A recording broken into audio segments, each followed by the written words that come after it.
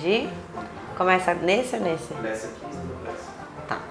É, quando a Babi faz, não tem erro, tá vendo? Não precisa colocar eu um pouquinho pra dar os errinhos. Eu tava com energia muito baixa na apresentação? Ou tá tudo bem? Não, tá fofinho. Oi pessoal, bem-vindos a mais um Papo de Editor. Hoje a conversa é sobre o gato que salvou a biblioteca, sequência super aguardada do fofíssimo O Gato que Amava Livros. Esse livrinho que mistura mistério, poder da amizade e, é claro, muita leitura. O livro foi contratado pelo nosso gerente editorial, Matheus Duquertal, e trabalhado pela nossa equipe de ficção, hoje representados pela Mariana Silvestre. Bem-vinda, Mari! Obrigada, Ana. Tudo bem? Tudo bem, você?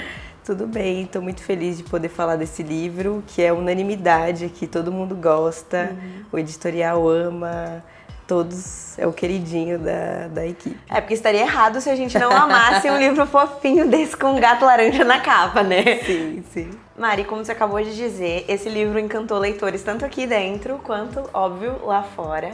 E o que a gente pode esperar desse novo livro de igual e de diferente? Bom, de igual a gente pode esperar a presença do gatinho, né, do nosso gato, o Tigre, que vai estar daquele jeitinho dele, né? Também o ambiente, né, que são muito similares. Um era uma livraria, né, no primeiro livro, nesse segundo livro vai ser uma biblioteca. E esse super amor e respeito pelos livros, principalmente os clássicos, né, que durante a história, a Nanami, que é a principal dessa história, ela vai citando vários clássicos que ela amou ler. E também a gente conhece muitos livros queridos pelos leitores, então é muito bacana acompanhar. É um livro de leitores para leitores, né? Isso, essa coisa de gostar de livros e ler sobre livros e falar sobre livros que a gente que trabalha e que ama a literatura adora estar imerso nesse universo. E a protagonista, ela era amiga do protagonista anterior, é isso? Na verdade, é uma história que acontece um tempo depois. A Nanami é uma jovenzinha de 13 anos. Ela chega a encontrar, ele vai aparecer aqui, o Rintaro, mas o gato ele dá dicas para você, leitor, mas não fala diretamente para ela. Olha, ele é o fulano, não vai ter isso, mas mas ele vai aparecer. Essa parte é bacana e começa falando do amor dela mesmo pelos livros, que ela frequenta essa biblioteca desde muito nova. Também tem esse aspecto de que ela é órfã de mãe, só tem o pai dela, e o livro também vai girar em torno dessas relações pai-filha e também do luto, né? Porque muito da relação dele com a Nanami, dessa dificuldade que vai se estabelecer no livro, é porque ela não tem mais a mãe e achou nos livros um refúgio, né? Já sei que a gente pode esperar um livro muito emocionante, muito fofo, que nem o primeiro, né? Sim, sim. Você acabou de falar que esse livro também, tal qual o primeiro, trabalha sobre luto. E aí eu acho que a gente entra naquele subgênero do literatura de cura, né? Que tem ganhado cada vez mais espaço no mercado. É uma tendência, assim, que simplesmente explodiu mundo afora. Fala um pouquinho dela e o que o nosso livro se relaciona com isso. Então, a literatura de cura, né? Quando você vai pesquisar mais sobre o termo, ela nasceu lá em 98, esse termo, né, literatura de cura, com um psicólogo norte-americano que estudava como alguns textos narrativos podem ter esse poder terapêutico. E daí, agora, né, no final da pandemia para cá, que a gente teve esse boom de narrativas asiáticas, especialmente, falando sobre luto, sobre cura, sobre processos de transformação da sua vida, de autoconhecimento. Muitos dos personagens da literatura de cura vão ter problemas físicos ou também apresentar alguma coisa psicológica, mas no geral são assuntos mais leves assim de ser tratados. São temas até que tem o luto, que é um pouco mais pesadinho, mas é tratado de uma forma mais soft, assim, mais suave. Que é aqueles livros pra gente ler pra sair de tela, pra sair de ressaca literária, pra você relaxar, né? E se sentir abraçado. Exatamente, também, né? É aconchegante, né? É muito disso.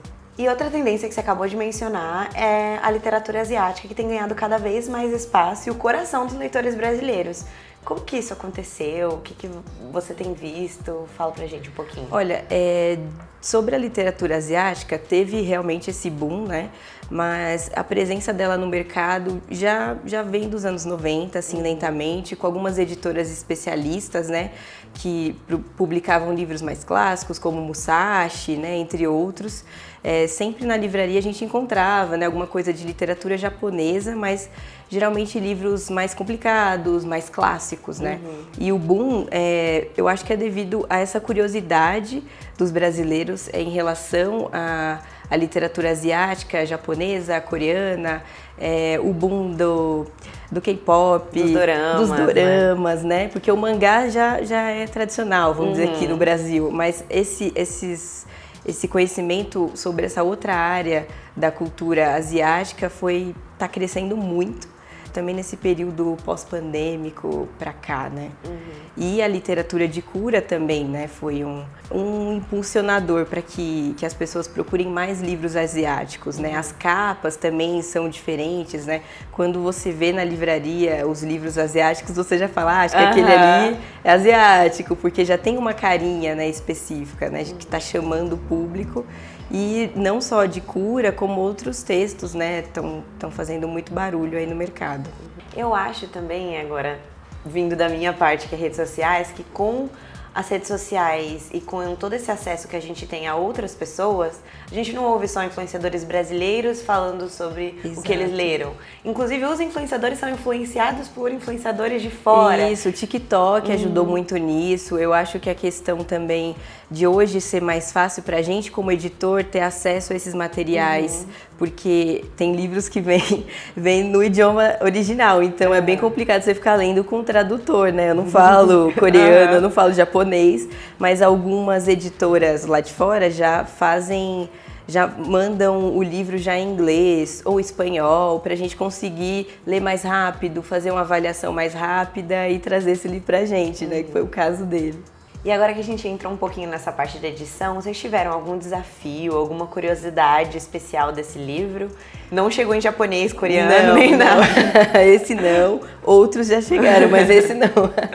Esse não, eu acho que talvez quem encarou um desafio maior no começo foi o Matheus, né, na negociação do primeiro, mas no segundo, como a gente já era conhecido, acho que foi mais tranquilo nessa questão, tá?